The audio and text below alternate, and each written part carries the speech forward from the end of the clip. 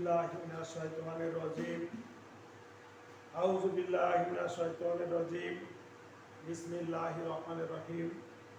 সুপ্রিয় শিক্ষার্থী, সবার প্রতি আমার আন্তরিক সালাম। আসসালামু আলাইকুম ওয়া রাহমাতুল্লাহ। আশা করি আল্লাহর অশেষ মেহেরবানিতে তোমরা সকলে ভালো আছো। ইনশাআল্লাহ আমিও আল্লাহর মেহেরবানিতে তোমাদের সকলের দোয়ায় খুব ভালো আছি।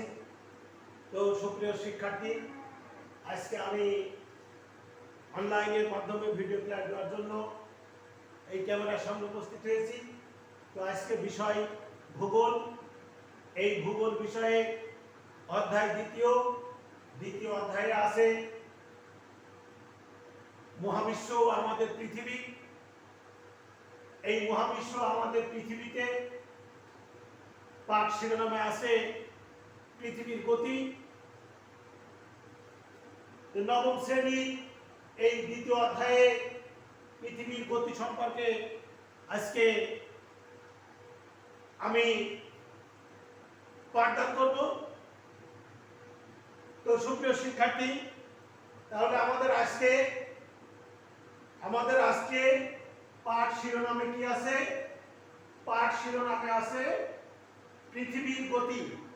এই পৃথিবীর গতি নিয়ে আমি আলোচনা করব। তো পৃথিবীর গতি নিয়ে আমি আলোচনা শুরু করি। পূর্বে মনে করা হতো যে পৃথিবী ছিল কি স্থির, অর্থাৎ নড়াচড়া করে না। কি করে না? নড়াচড়া করে না। এবং এই সূর্যই পৃথিবীর চারিদিকে ঘুরছে।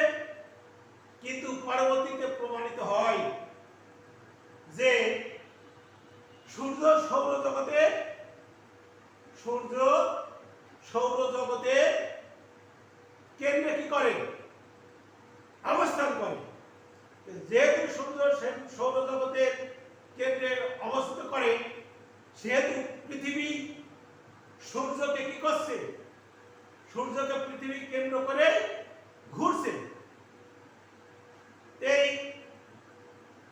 পৃথিবী শুধু সূর্যকে কেন্দ্র করে ঘোরে না, তার নিজ অক্ষে বা মেরুরেখার উপর আবর্তন করে। তো পৃথিবীর গতি দুই প্রকার। সুপ্রিয় শিক্ষার্থী, পৃথিবীর গতি নিয়ে আমরা আলোচনা করছি। তো পৃথিবীর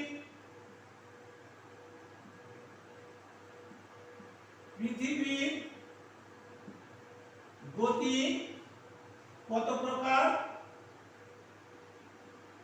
দুই প্রকার। সুপ্রিয় শিক্ষার্থী, পৃথিবীর গতি কত প্রকার বলেছি?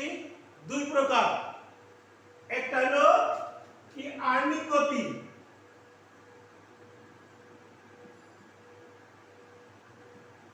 আহ্নিক গতি। আর একটা আছে কি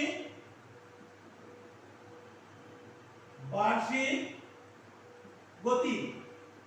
এই দুইটা নিয়ে আমরা আলোচনা করব। তো প্রথমে আমার আহ্নিক গতি নিয়ে আলোচনা করতে হয়। সুপ্রিয় শিক্ষার্থী, তো পৃথিবী গতিশীল, এর আগেও বলেছি। পৃথিবী তার নিজের মেরুদণ্ডের বা অক্ষের চারিদিকে একবার নির্দিষ্ট গতিতে পশ্চিম থেকে পূর্ব দিকে, এই পশ্চিম থেকে পূর্ব দিকে কি করছে? আবর্তন করছে। পশ্চিম থেকে পূর্ব দিকে আবর্তন করতে পৃথিবী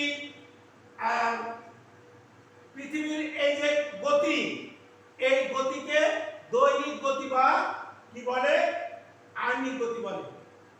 কি বলে? দৈনিক গতি বা আহ্নিক গতি বলে। তো পৃথিবী তার নিজে মেরুদণ্ডের উপর একবার, পৃথিবী তার নিজে মেরুদণ্ডের উপর একবার পশ্চিম থেকে পূর্ব দিকে আবর্তন করতে সময় লাগে 23 ঘন্টা 56 মিনিট 24 সেকেন্ড। সুপ্রিয় শিক্ষার্থী, 23 ঘন্টা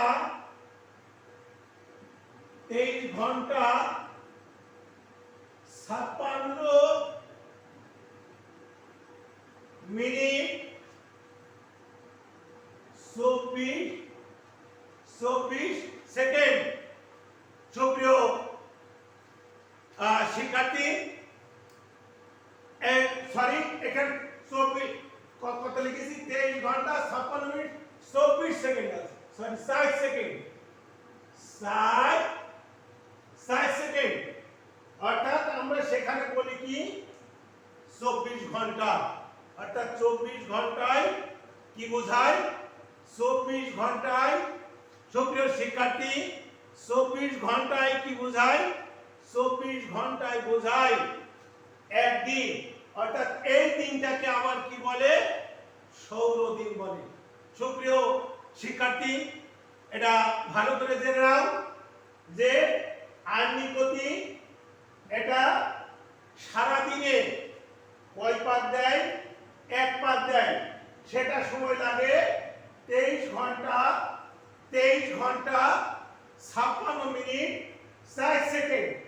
23 ঘন্টা 56 মিনিট 60 সেকেন্ড। অর্থাৎ এটা কি 24 ঘন্টা আমরা বলি। এই যে 24 ঘন্টা অর্থাৎ একদিন, এইটাকে আবার কি বলে? একে আবার সৌর দিন বলে। তো সুপ্রিয় শিক্ষার্থী, পৃথিবীর এই যে আহ্নিক গতি বিভিন্ন বিভিন্ন জায়গায় বিভিন্ন রকম হয়ে থাকে। এটা কিন্তু সব জায়গায় একরকম হয় না। কি হয় না? এটা সব জায়গায় একরকম হয় না। সুপ্রিয় শিক্ষার্থী, এটা এক এক জায়গায় ভিন্ন জায়গায় কি হয়? ভিন্ন রকম হয়। তো পৃথিবী পৃষ্ঠে, সুপ্রিয় শিক্ষার্থী, পৃথিবী পৃষ্ঠে পুরোপুরি গোল না হওয়ার, সুপ্রিয় শিক্ষার্থী, পৃথিবী পৃষ্ঠ পুরোপুরি গোল না হওয়ার এর পৃষ্ঠ সর্বতই কি নয়? সমান নয়। সে কারণে কি হয়? পৃথিবীর পৃষ্ঠে সকল স্থানে আবর্তন বেগ কি না? আবর্তন বেগ সমান নয়। নিরক্ষরেখার পৃথিবীর পরিধি সবচেয়ে বেশি। এই আহ্নিক গতিতে নিরক্ষরেখায় পৃথিবীর পরিধি সবথেকে বেশি। এজন্য নিরক্ষরেখার পৃথিবীর আবর্তনের বেগ সবচেয়ে বেশি। তো ঘন্টায় প্রায় 1700 কিলোমিটার। ঘন্টায় প্রায় কত কিলোমিটার? 1700 কিলোমিটার। এই 1700 কিলোমিটারে এটাকে আমরা কি বলা যায়? এটা সাধারণত আমরা এই যে ঢাকায় পৃথিবীর আহ্নিক গতির বেগ 1600 কিলোমিটার। ঢাকায়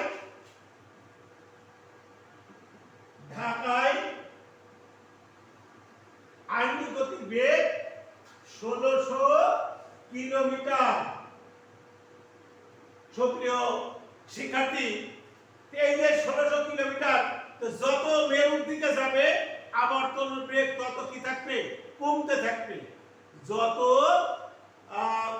কি হবে? যত মেরুর দিকে যাবে আবর্তনের বেগ তত কি থাকবে? আবর্তনের বেগ তত কমতে থাকবে। তো সুপ্রিয় শিক্ষার্থী, এই যে পৃথিবীর আবর্তন গতি থাকা সত্ত্বেও আমরা কি জানি, আমরা কেন এই পৃথিবী থেকে ছিটকে পড়ি না বা অনুভব করি না? এর কারণ কি? এর কারণ হলো যে ভূপৃষ্ঠের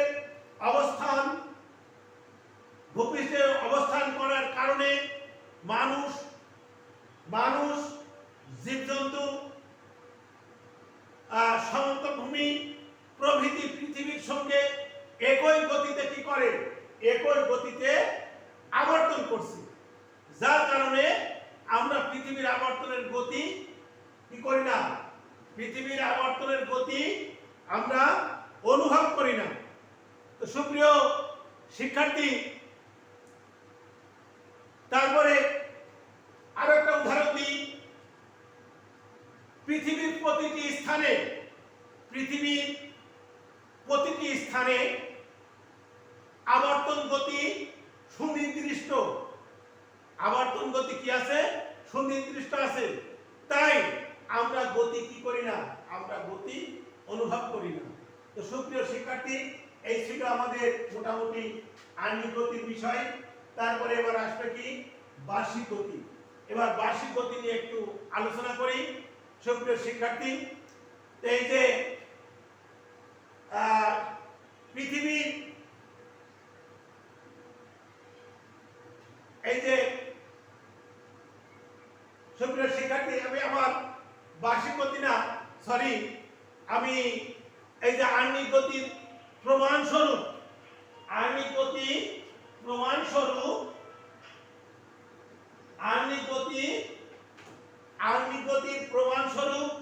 আমরা দুটো একটু আলোচনা করি।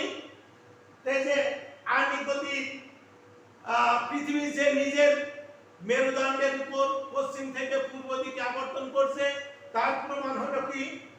যে মহাকাশযানে পাঠানো ছবি থেকে আমরা বিভিন্ন এটা প্রমাণ করে থাকি। তো আমরা এই বিষয়গুলো নিয়ে বিস্তারিত পরবর্তীতে আলোচনা করব। সুপ্রিয় শিক্ষার্থী, তাহলে এখন আমরা আণবিক গতি নিয়ে মোটামুটি আলোচনা করলাম। এই আণবিক গতির ফলে আবার কি হয়? আণবিক গতির ফলে আবার জোয়ার ভাটা হয়। কি হয়? জোয়ার ভাটা হয়। এই আণবিক গতির ফলে জোয়ার ভাটা সংঘটিত হচ্ছে। আমরা জানি যে যার থেকে যত বড় তার আকর্ষণ শক্তিটাও, যে যার থেকে যত বড় তার আকর্ষণ শক্তিটাও তত বড়। এই যে চন্দ্র এবং সূর্য, সুপ্রিয় শিক্ষার্থী, এই পৃথিবী থেকে সূর্য 13 লক্ষ গুণ বড়, কিন্তু অনেক উপরে অবস্থান করায় তার আকর্ষণ শক্তি, তার মধ্যে অর্থাৎ সূর্যের আকর্ষণ শক্তি পৃথিবীতে এসে পৌঁছায় কম। আর চন্দ্র নিচে অবস্থান করায় চন্দ্রের আকর্ষণ শক্তির ফলে কি হয়? জোয়ার ভাটা হয়।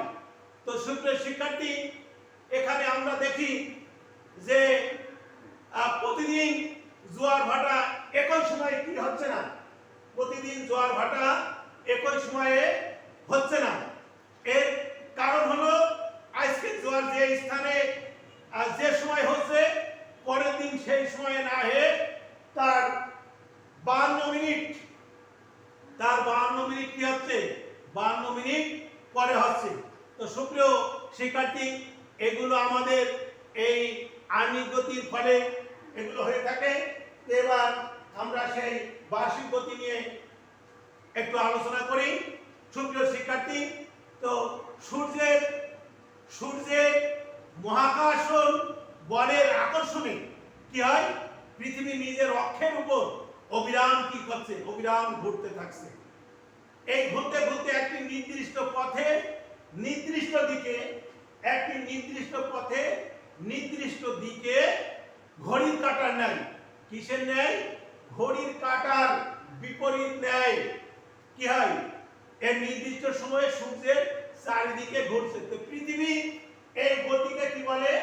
পৃথিবীর এই গতিকে বার্ষিক গতি বলে বা পরিক্রমণ গতি বলে থাকি, বার্ষিক গতি বা পরিক্রমণ বলে থাকি। তাহলে এটা পাক দেয় 23 ঘন্টা 56 মিনিট 60 সেকেন্ডে, অর্থাৎ 24 ঘন্টা। সেখানে এক পাক দিলে আমরা আর্নিক গতি বলি। আর এটা কি আছে, এটা বার্ষিক গতি। বার্ষিক গতি হলো 365 দিন, 5 ঘন্টা 48 মিনিট।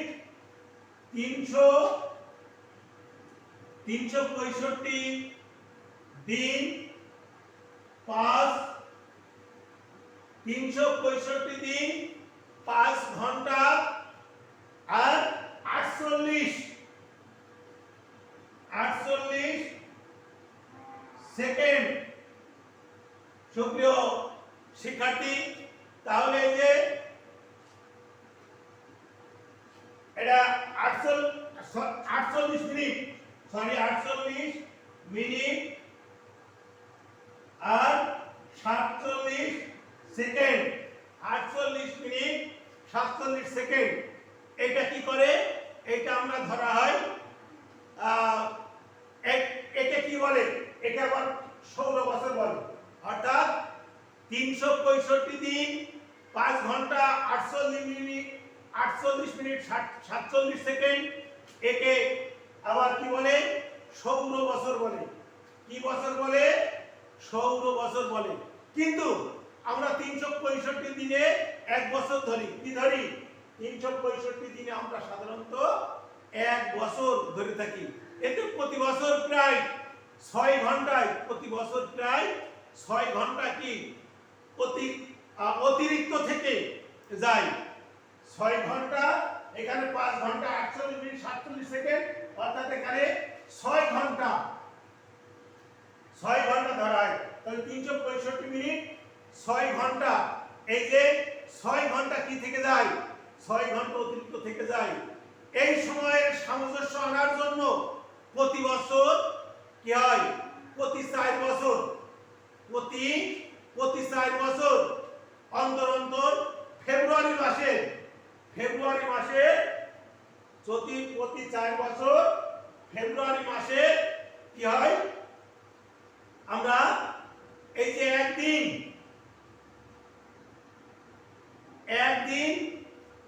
কি হয়, একদিন বেড়ে যায়।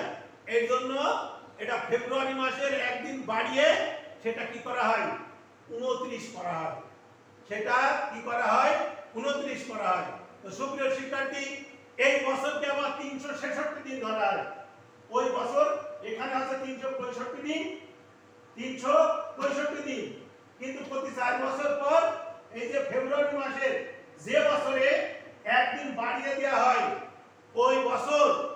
ওই বছরটাকে আমরা আবার কি বলি, এই বছরকে আমরা, যে বছর বাড়িয়ে দেওয়া হয় সেই বছরকে আমরা এই যে লিপ ইয়ার বা অধিবর্ষ বলি। কি বলি? লিপ ইয়ার বা অধিবর্ষ বলি। তো সুপ্রিয় শিক্ষার্থী, আমরা এই যে পৃথিবীর গতি, আর্নিক গতি, বার্ষিক গতি, তাহলে আর্নিক গতি, বার্ষিক গতি এটা নিয়ে মোটামুটি আলোচনা করলাম। আমরা পরবর্তী ক্লাসে আবার ঋতু পরিবর্তন নিয়ে আমরা কি করব, আলোচনা করব। সুপ্রিয় শিক্ষার্থী, এই অধ্যায়ে আমরা ঋতুর কি করব, ঋতুর পরিবর্তন নিয়ে আমরা আলোচনা করব। সকলে সুস্থ থাকো, ভালো থাকো, এই কামনা করে আজকের ক্লাস এখানেই সমাপ্ত ঘোষণা করছি। আসসালামু আলাইকুম ওয়া রাহমাতুল্লাহ।